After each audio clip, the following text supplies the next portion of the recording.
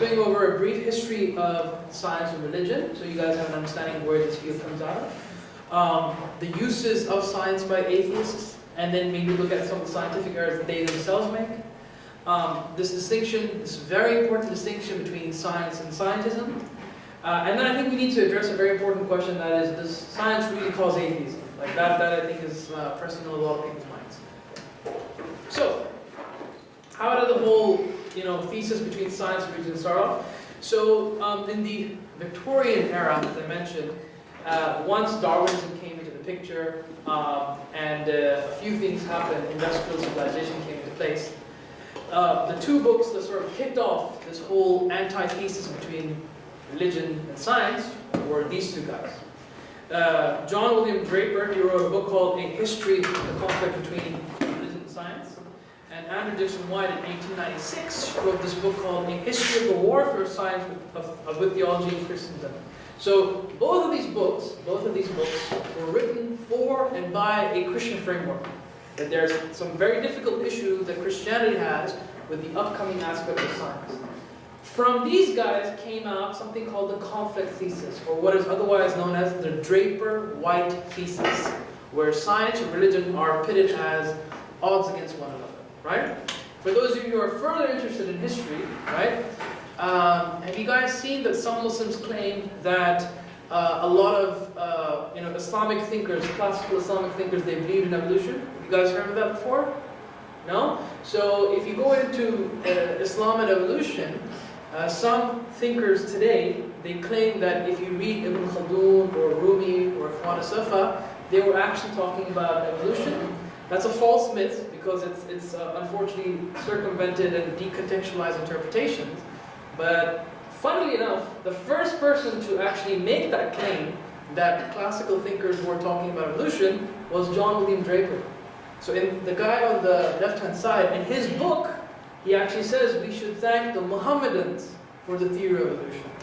Very interesting observation. Right.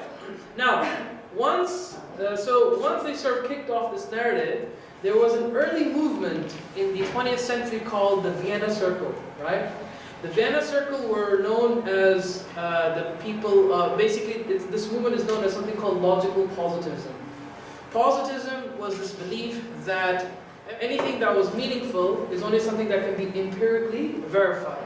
Right, so if the sentence that you're stating does not have any empirical content, it is meaningless, right? So if you say God exists, can you see God? No. Can you feel God? No. Therefore, it's a meaningless sentence.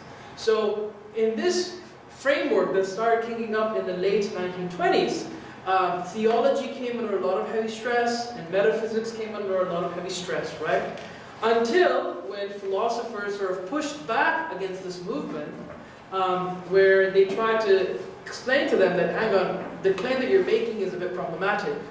Logical positivists believe in something called the verification criteria. And the verification criteria, I don't know if you guys can see this, it's here.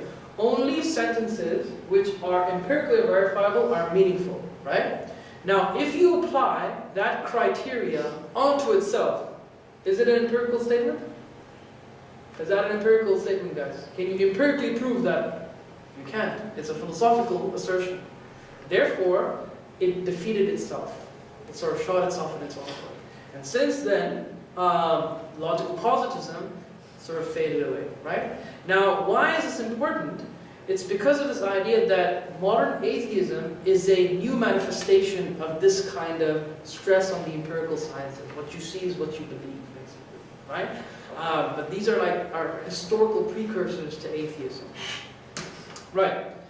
And so, as I mentioned to you before, right, so the conflict thesis works in a variety of different ways. One of the ways which we saw earlier is that they pit religion against science. We saw this quote earlier on, do you remember this? That religion has run out of justification. Thanks to the telescope and the microscope, it no longer offers an explanation of anything important. So, now, what I want to, before we go into any specific criticisms against the scientific usage of atheists, I just wanted to point out that since the conflict thesis, over the past 100 years, philosophers of science and religion have investigated a lot and spent a lot of time and effort into this. And they identified that there's more than one way in looking at the relationship between science and religion.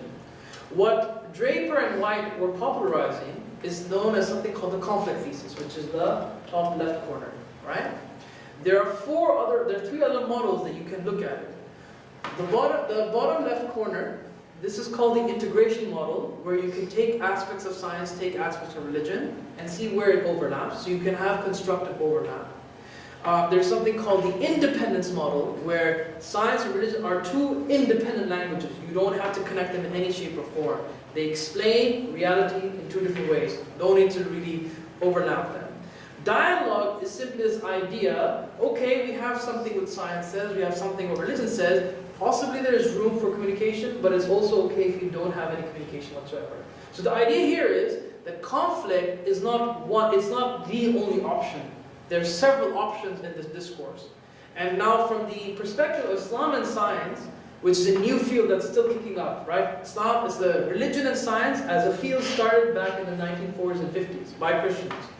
Muslims came quite late into this field. It started off maybe 1980s. And just now recently we're getting more and more publications into this aspect. So there's still thriving debate on this. What's the difference between conflict and independence? So conflict says that science and religion are in conflict, as in they're at odds with one another. Independence says there cannot be any odds because they don't speak the same language. They occupy different territories.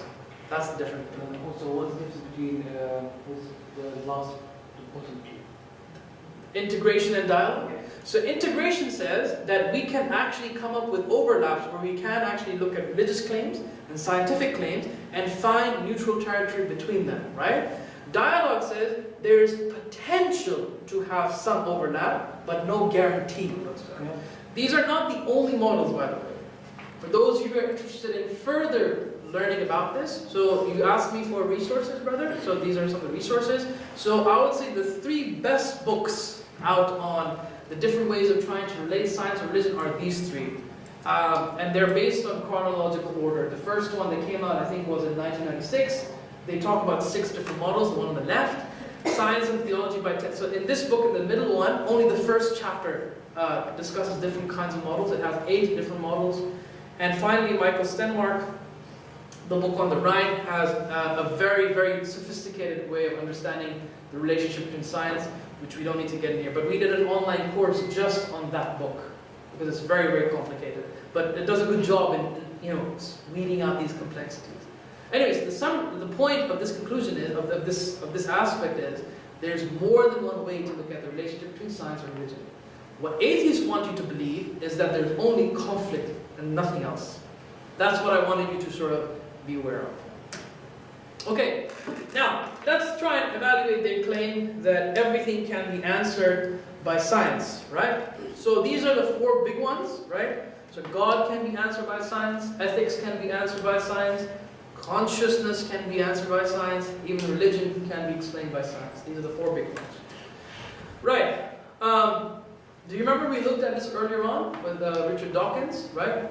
Where I told you that for Richard Dawkins and several other atheists, rather than trying to engage with the actual arguments for God's existence, so just to give you an idea, right? So if you look into the literature of philosophy of religion, there are many kinds of arguments. There's something called the Cosmological Argument, where you go to the beginning of the universe, something must have caused the universe, this entity cannot be inside the universe, it has to be outside, etc., etc.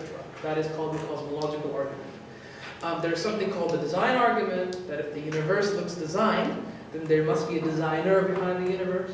The universe is very finely tuned. Have you come across this before? So there are some constants in our universe, like gravity, etc., that they can only exist in a very, very small bandwidth of possibilities. And that makes it such that it seems like an indication that somebody fine-tuned this in the operation of the mechanics of the universe. So it indicates a designer, right? Everyone okay with that, yeah? As a simplification, right? So that's one kind of design argument. And there are many other arguments. For example, the moral argument. What is the source of morality? It cannot be matter. Something must transcend matter for morality to come about. So there are variations of these arguments. And these are not necessarily empirical. These are not based on science. These are based on philosophical, theological aspects. Okay? So the idea here is they never engage with those directly.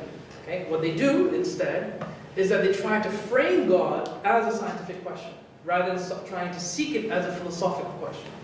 And this is one example where Dawkins pretty much says, if God can't come under my microscope or telescope, he doesn't exist. That's the bottom line. Right? Another method by which God is juxtaposed is something called God of the Gaps. Have you guys come across this before? God of the Gaps narrative? Okay. So basically, just 1 second, sorry. The God of the Gaps narrative is relatively simple, okay? Right. I'll just first give you an example, then I'm going to make the point, right? If, imagine somebody you went to, imagine I'm a mechanic, okay? And I ask you a question. Can you make a car, okay? Can you make a car with just one of the two? So he gives you two options. The guy who made the car and the laws of combustion on which the car runs. Can the car work with only one of the two, or do you need both? Which one, guys? You need both. You need both. You need someone to create the car, but you also need the laws of combustion to run the car. Does that make sense? Right? And they are not two conflicting answers, they're two cooperating answers. Does that make sense? Right? What the God of the Gaps argument is that, hang on, what atheists claim is that whenever we try to explain something scientifically, right? And whenever there's no scientific observation of something, we don't have a scientific explanation for something, many theists will say, aha, God did that. Okay? Only in those instances where science does not have an answer, God did it. Okay? Now, the problem with this is, and I'm not going to say whether Muslims do it or not, but I just want to make sure this is clarified. The problem with this narrative is that you have neutralized God and science on the same page. This is the problem. Whereas God is above. He actually instills these laws of nature. He sustains these laws of nature in the universe. Right? So he is not conformed to the laws of nature. So when you actually try to approach the whole problem with the God of the Gaps narrative, you're actually making more problems for yourself. Because God and science do not conflict with one another.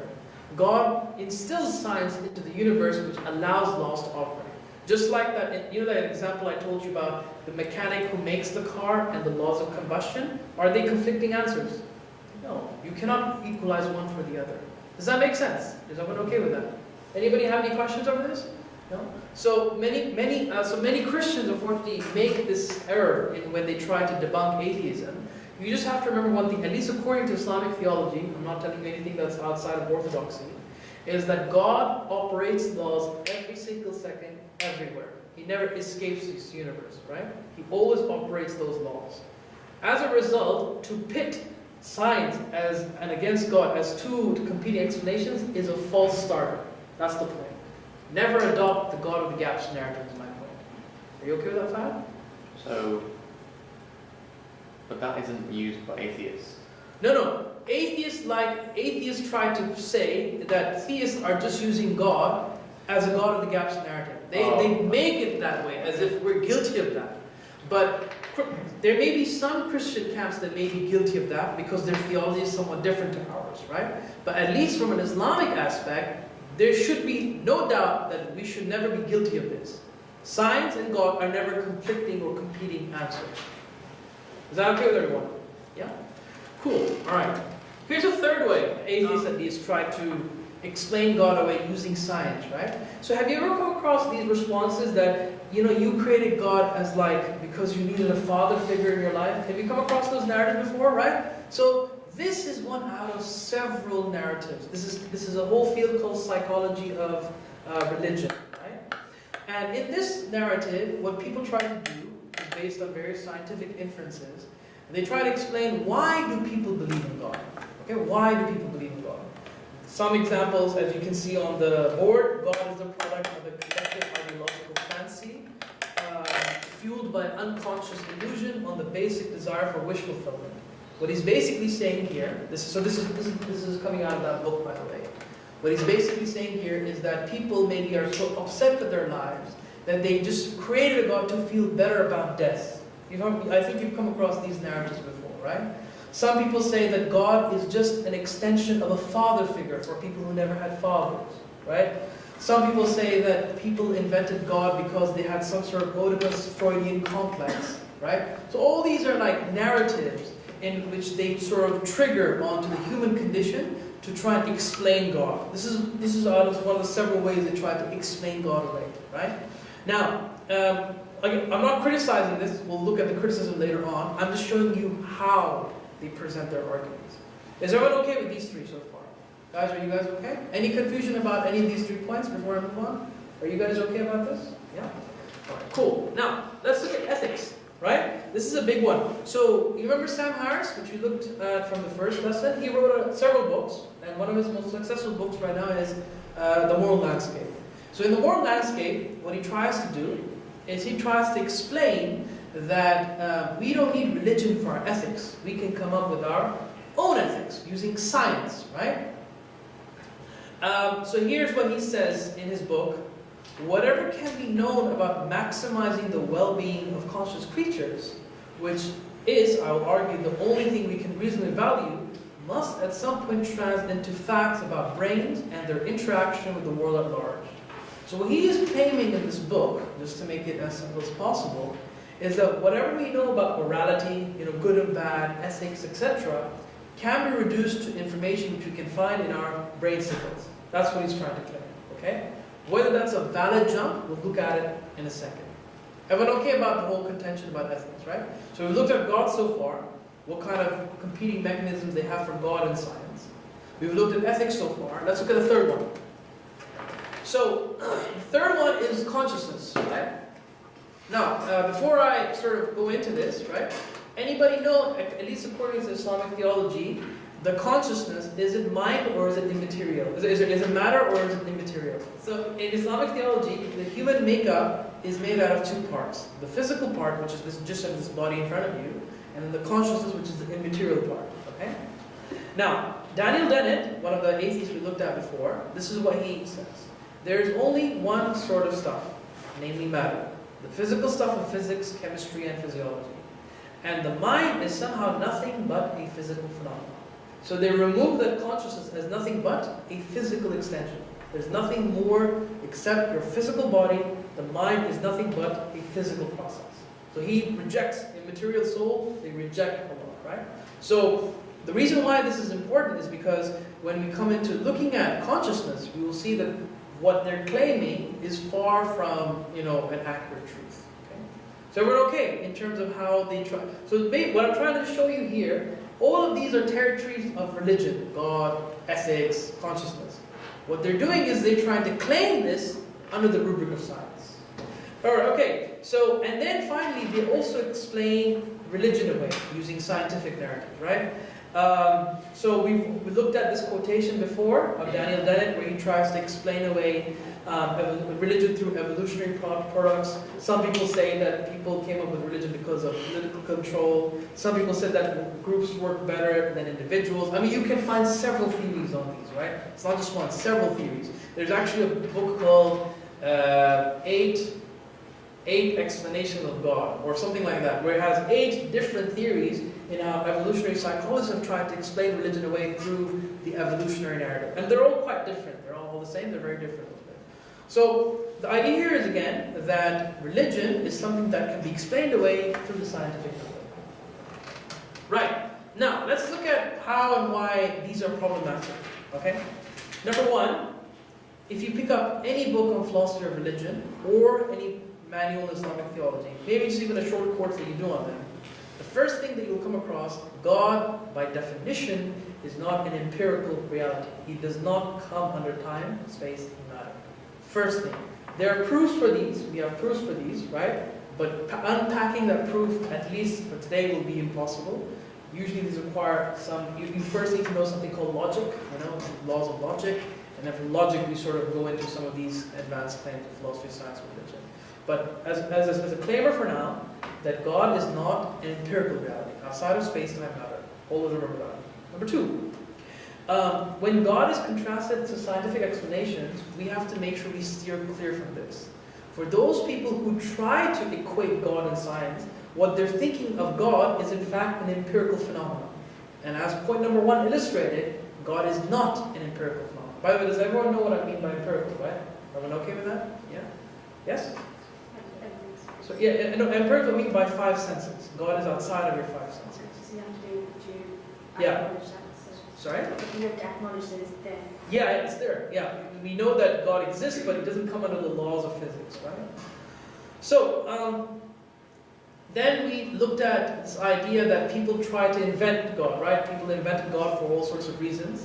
The problem with this narrative is that what is the proof that, we have these proofs for God's existence based on philosophy and theology. How are you negating those, right? That's the first thing. Just because you've explained away that people have emotional desires to have some explanation of an afterlife, it doesn't negate all these proofs that we have for God's existence. That's the first thing. And number 2, science is, atheists champion this idea that science is revisionary, that it can be falsified, right? How do you falsify that narrative? If you claim that I created God because I didn't get all my love from my father, so I invented God to feel better about myself, how do you falsify that? By science's own standards, it cannot be falsified. So it's problematic. This isn't a knockdown argument. I'm not claiming that it is, but I'm saying it's a problematic argument, right? By science's standards, it cannot work, right? Number 3, okay? So this is, I think, a very technical point, so I just wanted to make sure you got this, right? You all know the story of Newton, Isaac Newton, right? The apple fell down on his head, right? And then he sort of came up with the laws of gravity, right? Now, whether he came up with those laws when he was hit on the head, when he was sleeping, when he was eating, when he was in the bathroom, would it make any difference to the truthfulness of the claims that he's making? Would it make any difference? It makes 0 difference, right?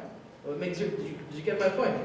Yeah? So, how people come about ideas is different to the very question of the idea itself.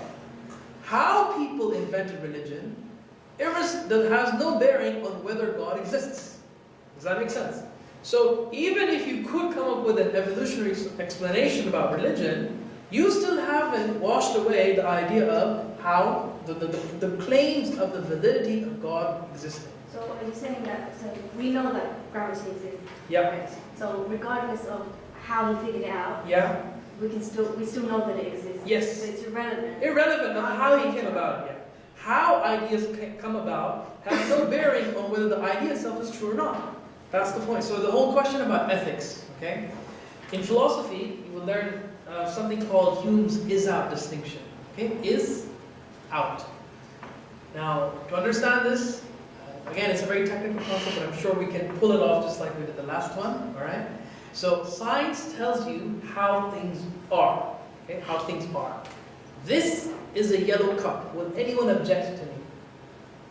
Anyone? Any takers? No? Any skeptics in here? No.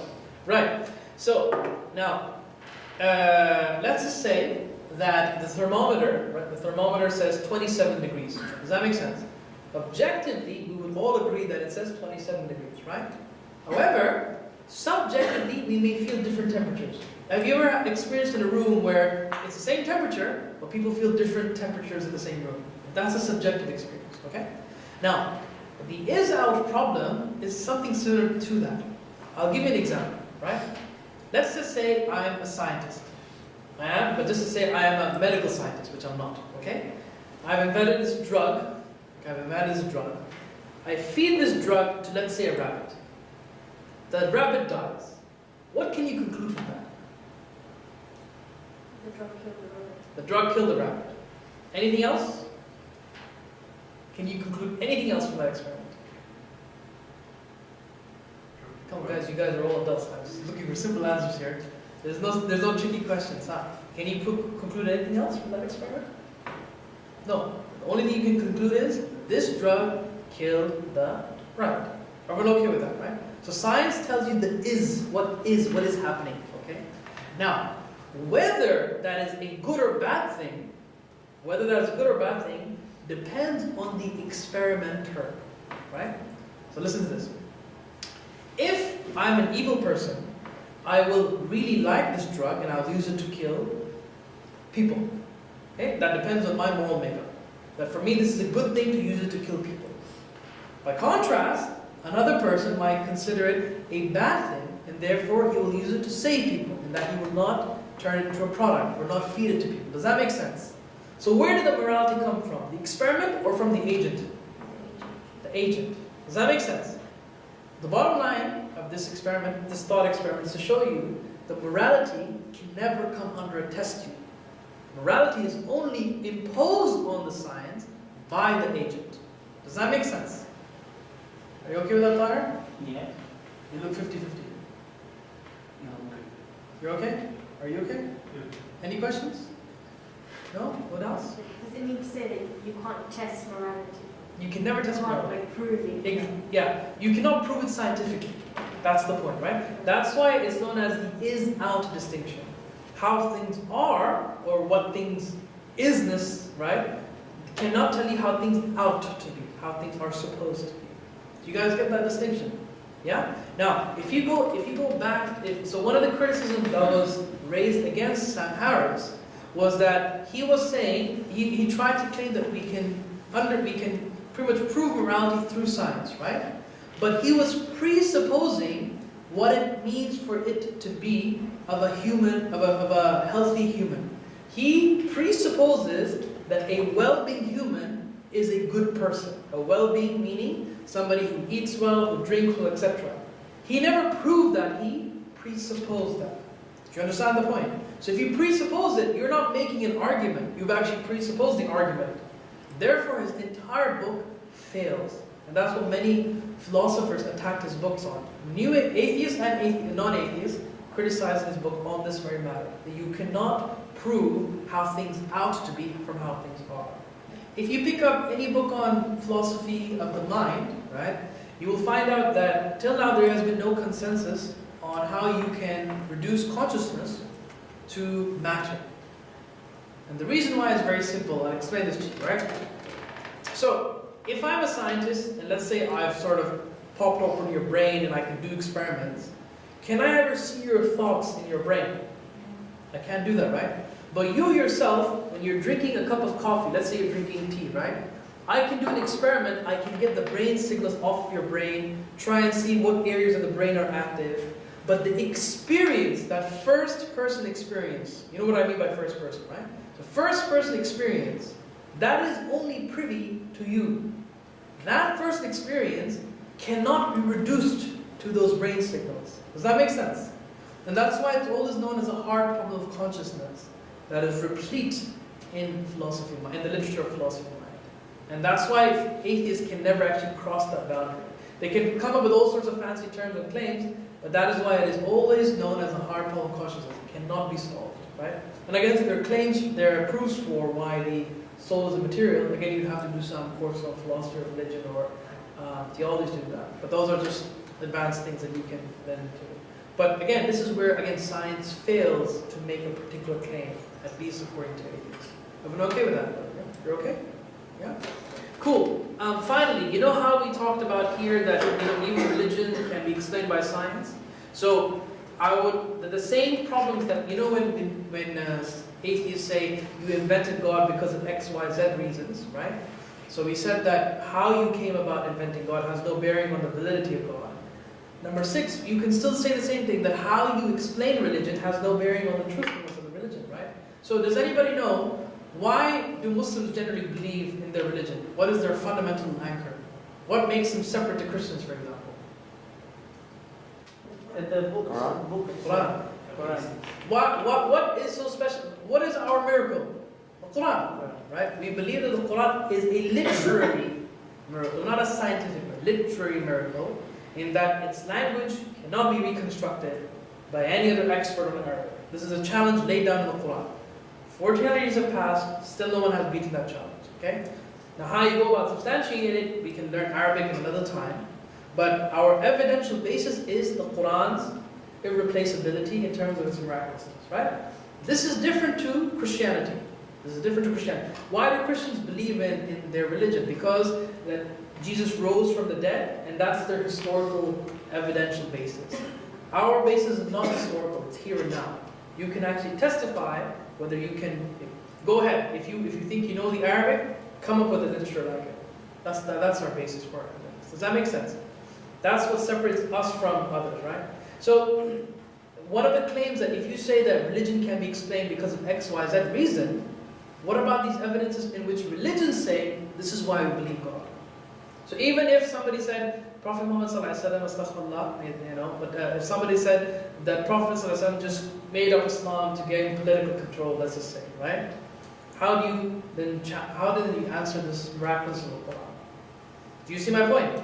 That how you mask religion, or how you mask this coming into existence of religion or God, has no bearing on the truthfulness of the religion or God. Alright, now let's go on to the distinction between science and scientism. Right, I think this is very important to understand. Science is a method. Okay? Science is not an ideology.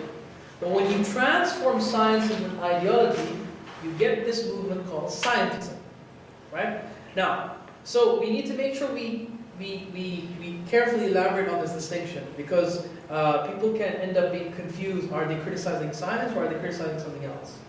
So one of the things that I want to try and illustrate in these past observations is that science, just like any other inquiry, has certain presuppositions in place and has a scope and a limit. And when atheists go beyond that scope, that's when they make categorical errors. Okay? Let's look at some of the presuppositions. Everybody know what presuppositions mean, right? You guys okay with presuppositions? Yes? Right. One of the presuppositions of science is something called temporal uniformity. Okay? Now, again, this is not a tricky question, okay? If I drop this, where will it go? Down. Very good. Okay, I asked this yesterday at Rumi's Cave. It took 4 seconds for people to respond. Okay, so they were just, because they're so intimidated. This is a scientist speaking, so I don't know what they expected. Right, so if you drop this, it goes where? Down. Down, okay.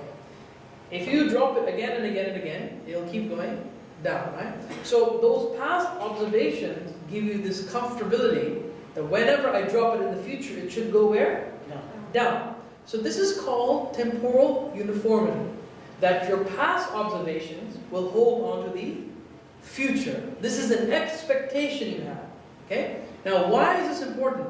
That is a philosophical presupposition, not a scientific belief, not something that's scientifically verifiable. If science does not hold the presupposition that the laws you observe in the past will hold on to the future, you can never do science. Does that make sense?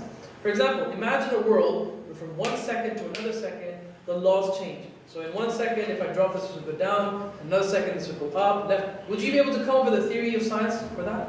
Impossible, right? So temporal uniformity, or in philosophy it's known as the problem of induction, is a presupposition that science needs to hold on to get off the ground. Another thing that science presupposes is this idea of spatial uniformity. So if I drop this here in UK or Pakistan or Dubai, would I see any difference? Yes, there should be there should be no difference across, right? Right, again, that is a presupposition of science, that the laws that I see here will hold everywhere else. Again, without it, you cannot get science off the ground. Again, just to repeat, why is this important? Because if these are philosophical presuppositions, it immediately indicates that science cannot give you access to the truth as a whole. It can only give you partial reality. Does that make sense? Right? Now, let's look at some of the limitations of science. We just looked at ethics. Can science answer ethics, guys? No, it can't give you. It presupposes ethics, but it can't really give you ethical questions, or ethical answers, sorry. For those of you who study mathematics, this is something that you must be familiar with, right? So if you study mathematics, there are two branches of mathematics. Something called applied mathematics, and something called theoretical mathematics, right? Applied mathematics is what you would probably look at, for example, in biology or in chemistry. Remember those basic algebra equations and stuff like that? That's applied. Theoretical mathematics is much more abstract and very heavy loaded on some occasions. Some of these heavy loaded mathematics have no physical coordination. They don't have a physical, point of relationship. So even some of the areas of mathematics cannot neatly come under the realm of science. Does that make sense? So even here, science would be quite limited in that all these abstract theories in mathematics wouldn't necessarily conform to what comes under the rubric of science. Finally, the claim itself, remember the verification principle that we looked at early on from logical positivism, right? Even the claim that science can answer everything, it itself cannot be proven scientifically. It is an assertion that you're making. So it shoots itself in its foot. Do you guys get the distinction now between science and scientism, right? So science is always a method that gives you some understanding of reality, but never stretches it to a total understanding of reality. And for those of you who are interested, again, you were asking for books. So there's a whole discussion on scientism that's being unpacked right now. Those are several books that you can get access to. Don't worry about these presentation slides. You'll be sent these to your emails, inshallah, right? But there's several books on this. The best one is the one on the, so you see on the top row, there's in the middle Science and Secularism. Do you see that book? The top one. So this one right here. That's a really good one. And the second best one is this one right here, Scientism. Right? I apologize for the inappropriate picture, but that was the front cover of the book. Everyone okay with that? Yeah? Okay. Now, just to make sure that we maintain balance, because I can see Muslims going on to two extremes here, right? We are not anti-scientific, so we don't chuck out science from our equations, nor are we advocates of scientism. We are somewhere in between, okay? So there's a really good hadith that I think sort of illustrates this. It says, reflect deeply upon the creation, but do not reflect upon the essence of the Creator. Verily, His essence cannot be known other than to believe in it. So let me just unpack what this means, right? You, as a human being, is your mind infinite or finite? It's finite, right? It's limited, right? God, is He limited or unlimited? Unlimited, right? So when you try to put an unlimited entity in the mind of a finite entity, will that work or no? Not really, right? So because God, in His essence, is an infinite mind, you can't really think of Him except in paradoxical natures, right? So the hadith is encouraging you, infer God from nature around you, right? That's that observation. That's why in the Golden Age, there was this heavy push on uncovering what these laws of nature were, because we want to understand how God operated the universe, right? So for those of you who are interested in the design argument, so one of the indications that if the universe is designed, it proves towards a designer. So that's using science to sort of prove that, right? Okay, now, how do atheists want to influence this debate on science and religion? So these are Dawkins' observations. Here's what he says. Religion is, in a sense, science. It's just bad science. Don't fall for the argument that religion and science operate on separate dimensions. So remember we were looking at the independent model, right? In which there can be no conflict. He's saying that's hogwash. Don't believe people who say this. They're quite connected and are concerned with separate sorts of questions. Religions have historically attempted to answer questions that properly belong to science. So what he's trying to ultimately say is that people who claim that they are independent are wrong. They are, in fact, in conflict. So he's just trying to show you that conflict is the norm when it comes to science or religion. That they have to be in conflict with one another. This is another observation by Sam Harris. He says the conflict between religion and science is inherent and very nearly zero-sum. The success of science often comes at the expense of religious dogma. To maintain this religious dogma always comes at the expense of science. So you see, the only thing that they see is conflict. Do you see my point? So there's a reason why I took you down this journey about the different ways they assess science, they use science, and the criticism against their position. Right, now, here on, what I want to do is sort of show you, so there's in my embassy we had a module called The History of Science and Religion. So I'm doing a master's, online master's, and one of the lectures was quite interesting. It was done by a professor known as Peter Harrison. He's done a lot of work on science and religion from a historical and sociological angle.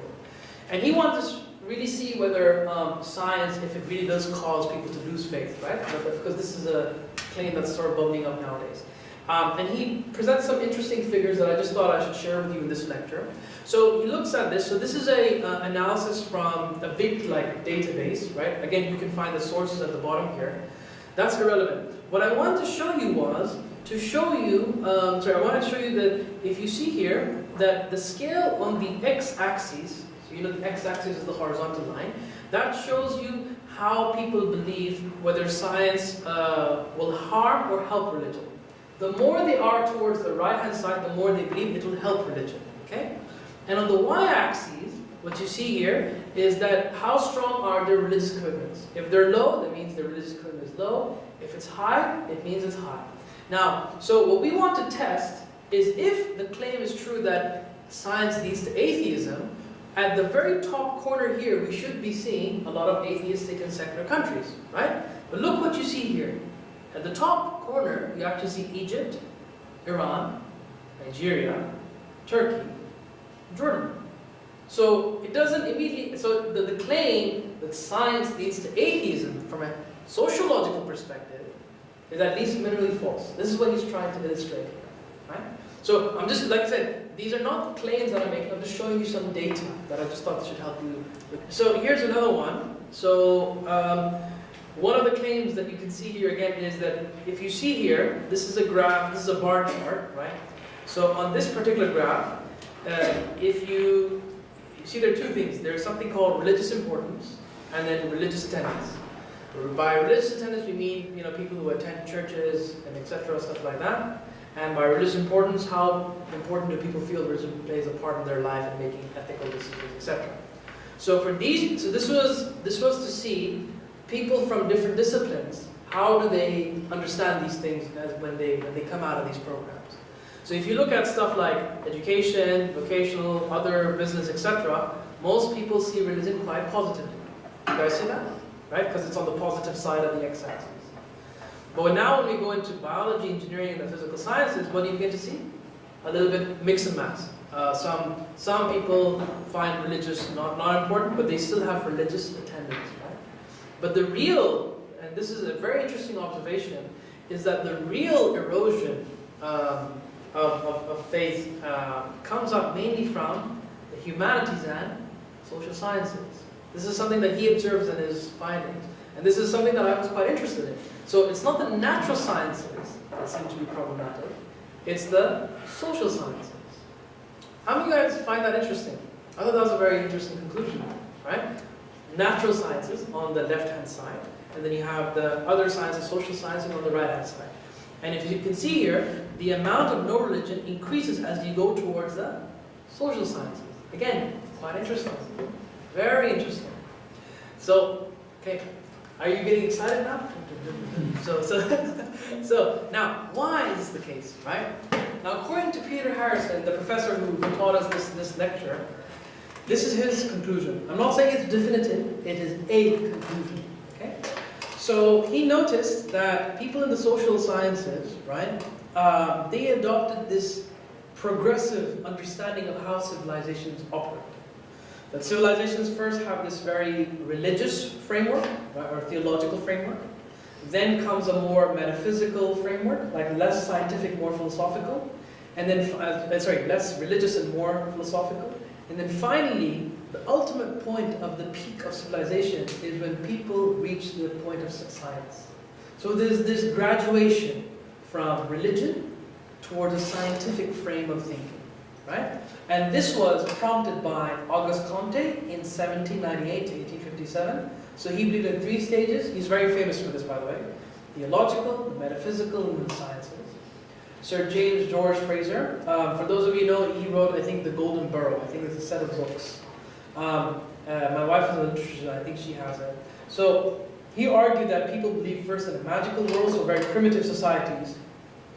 They lived in a very fiction-like reality.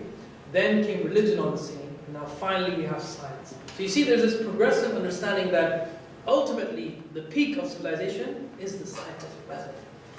Right, and then look at this in 1923 and 2015, I think he wrote this book in the 1960s, Anthony Wallace. He says that belief in supernatural powers is doomed to die out all over the world as a result of the adequacy of the diffusion of the scientific knowledge.